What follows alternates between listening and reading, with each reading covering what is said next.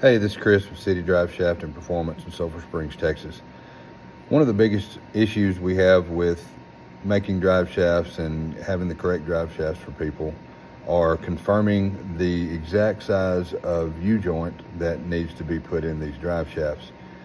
And when that occurs,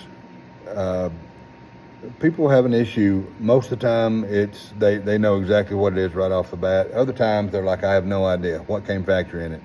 And to be honest, only about 40 to 50% of the things that I do are actually factory jobs, factory replacements. Most of them are custom fit and pretty much making things fit where they weren't intended to fit from the factory. So we're going to go over some of the basic, more popular U-joint sizes that are out there today and that I deal with on a daily basis, from steel drive shafts, aluminum drive shafts, chrome moly drive shafts, or the carbon fiber drive shafts that we build here. These are the most popular ones that we deal with. So stick with us. So one of the more popular ones we use when it comes to high performance custom cars and things like that is the 1350 series Spicer non-greasable U-joint. The 1350 series is, they recommend it to withstand, I say they recommend, it's rated to withstand well over 1,000 horsepower, and it's just one of the more popular ones for drag racing. So let's get into what makes a 1350 U-joint a 1350 U-joint. One of the most important things you're going to need when you're dealing with your U-joints is going to be a good set of calipers. Everything on this U-joint will be measured with that, the results you get from putting it on the caliper. The main thing is going to be the cap size, which is the bearing cap with the needle bearings in it that's on the end of these here, and then the width between where the rings go on the U-joint. Now 1350 series, most all of them, 99% of the time, is going to be what's called an outside snap ring. That means when it actually goes into the yoke, there's a snap ring that goes on the outside that keeps them in. There's some others we'll get into in a little bit that actually has what's called an inside snap ring, and we'll get into that later. So when you're looking and see if you've got a 1350 U-joint, you're going to get your calipers and you're going to come down on your bearing cap here and you're going to stick them there. Now, if you've got an old one that has some rust and has some things on it, dirt, grease, things like this, it's going to be a little bit different. But primarily the thing we're looking for here is the 1.18. 1.18 is the cap size of a 1350 U-joint. This one here is measuring out at 1.1875. If you've got some grease, if you've got some rust, if you've got some residue or anything like that on it, it could be 1.899. It could even be 1.19 or so. Just me sitting here playing with it, it's 1.1880, 1.875. It could go up or down, but that's primarily the reason. The next thing you're going to want on the 1350 U-joint is the snap ring, or the cross measurement from where the snap ring goes. So that's going to be from here. Now this one can get tricky because there's some air, grease, and things like that getting brought up in here. So from right there, we've got 3.684, 3.6, 83 or whatever. We'll come in here because when this is actually going to be in a U-joint, it's going to be compressed in there. So we're going to compress these in, and we're going to end up pretty close to a 3.66, 3.575 right in there. So those are going to be the measurements of a 1350 U-joint. When you get a 1350 U-joint, you're going to get a sack with numerous of these outside snap rings in it. It's only going to use 4, but I always start out with the copper ones. They're pretty much the standard width, but occasionally you'll get in there and you've got some wear on the yoke, you've got some things going on there, and either you can't quite fit one of those in, or you fit it in there and there's still just a little bit of play in there and there's a little bit of room. So we'll go with one of the others, the purple or the gray or the dark black grayish looking ones there. These are just microscopically different than the others in there, whether they're thicker or thinner, and you'll need to use that in there to get the correct placement of your snap rings on a 1350 U-joint. So that's a 1350. Again, this is the non-greasable Spicer U-joint. That's what I recommend, what I use on everything. The non-greasable, a lot of people are like, oh, well, I want it greasable so I can get up under there and grease it. If it's not greasable, I can't grease it. And that's well and good, if you're gonna be disciplined enough to grease it. When these things first started coming out, you know, you basically just grease them when you change the oil in your car about every 3,000 miles. And that was pretty cool. But now you got vehicles that are going 5, 6, 7, 10,000 miles before oil changes are due. And if you've got a greasable U-joint, that doesn't cut it. The non-greasable U-joints have different bearing caps on them, different seals on them, whereas the greasable one basically has a dust ring around the outside. I'll use this one here for example. The white dust ring around the outside. The greasable one have a small lip in there before you get to that white dust ring, or it's blue or it's black or the different colors that help keep the grease in. When you pump it full of grease, it will go past that first one, come past the dust ring, and grease will come out, and you'll be like, oh, well, it's good and full. The non-greasable actually have 3 lips inside of that keeps the grease in, as well as the dust cap.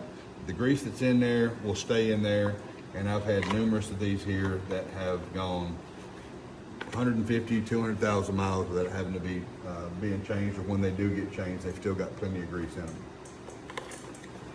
As I discussed a while ago, there are those out there that have the inside snap ring. Now, these are called the 7260 or the 3R series U-joints, and they look like this, and they have an inside snap ring. Now, they're only going to have 4, so rather than the rings going on the outside, they're going to go in this little track right here. So once you get it pressed in, it's on the inside of the yoke. They're going to keep it from going to the outside. This is a 3R series or a 7260 series U-joint, inside snap ring. And there's some other variations out there that have inside as well. Now, with the 7260, it's the same thing. You come out, you get your, make sure everything's clean on there. That's another thing. But you get your caliper, make sure it's good and zeroed out. Zero it. You do your cap measurement. Cap measurement on this new 3R U-joint is 10775. So, again, 107 is pretty much what we're looking for. The difference on these are, instead of going to the outside, you're going to measure where the snap ring goes. So you look in here on this snap ring here, where that's going to go, and you're going to measure that. So when they ask for, when you look in a book or whatever, and they ask for a cross width, it's not going to be here. It's going to be in here where the snap ring goes.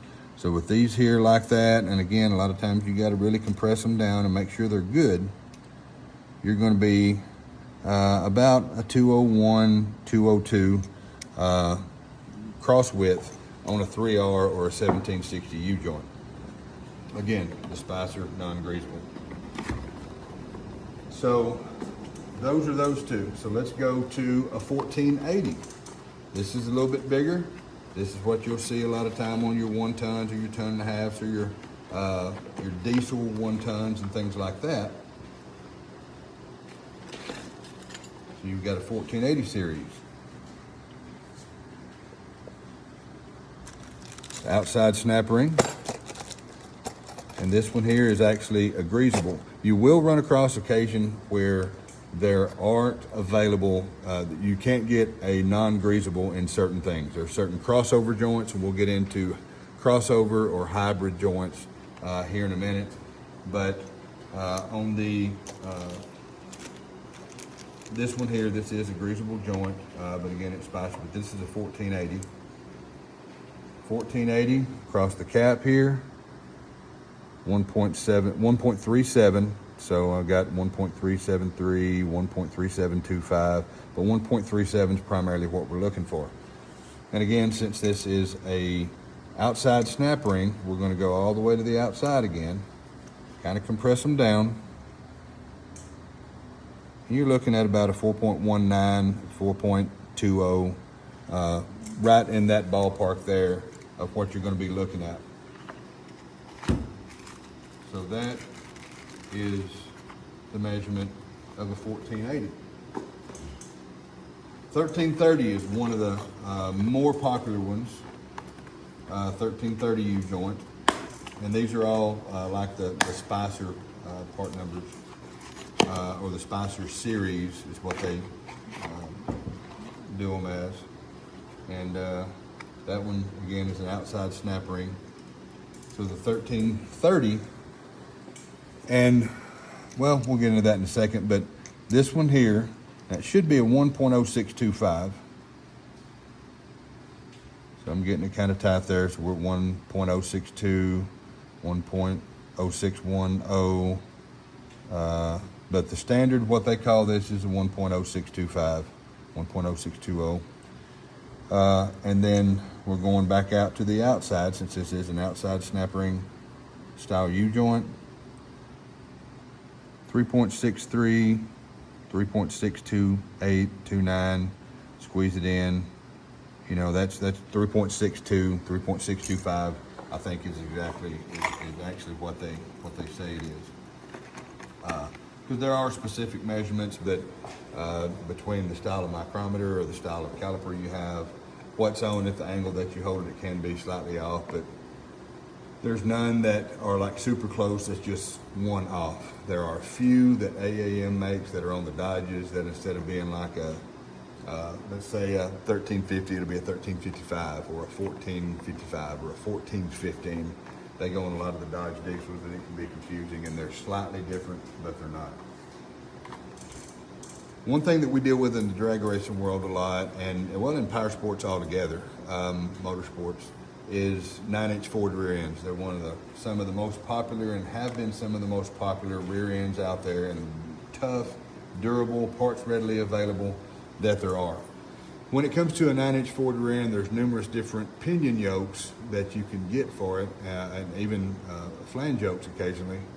And you've got the 1310, you've got the 1330, you got the 1350, and you can even go up bigger than that. But another one they've got that came out on the Fords was called the 1330 Big Cap, and it is in a 1310 series, and I think I've got one of those here, a conversion deal, and this is actually a conversion as well. The cap of a 1330 is 1.062. We just saw that. The cap size on a 1310 is also 1.062. The difference between the 1330 and the 1310, being as how they have the same cap size, is the width of the cross section there. So the 1330 Big Cap actually does not have a 1.062 bearing cap. So this one here is actually a conversion joint or a hybrid joint. It's going to be 1350 on this end and 1330 Big Cap on this end. So we looked at the 1350 a while ago, and we know what it is. So we'll go back to that. And again, we're back at the 1.18. But the 1330 Big Cap, instead of it being 1.0625, it's like a 1.125, showing 1.124, 1.125, about right there. And the cross width is still the same. Outside snap ring, and you can see, compress it a little bit and everything, it's still going to be the 3.62-ish. And then the 1350 again is the same thing, the 3.62 as well. So you got the 3.62, the widths are the same, but you got the bigger cap size on the 1350, and yet you've got the smaller cap size than the 1350, but it's a bigger cap size than the 1330. It's called a 1330 Big Cap or 1330 Big Cap Ford, and they're primarily used on a lot of the Ford 9-inch rear ends. I think Ford actually used them on the 1330. They called it a pickup series, maybe. I can't remember, could be wrong. But they had the 1330 car, which is standard 1330, and they had a 1330 Big Cap, which went on a lot of the pickups. Another conversion joint here, as we discussed a while ago, is, as I said, is the 1310. So this one here is a 3R or a 7260 converted over to a 1310. And you'll see a lot, and 1310s are a small joint, but they're strong. They're really strong. They're on a lot of the Jeeps, a lot of the things that you see that are actually off-road and 4x4 and everything.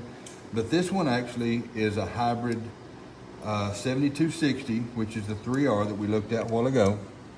Inside snap ring, and you know, the 107, 1077. Sometimes you can even get them. It'll be, you know, close to a 108 with the inside snap ring. But this is actually a 1310 series, which should be the 10625. And we're measuring 10620, but again, it's going to be different. But it's actually an inside snap ring 1310.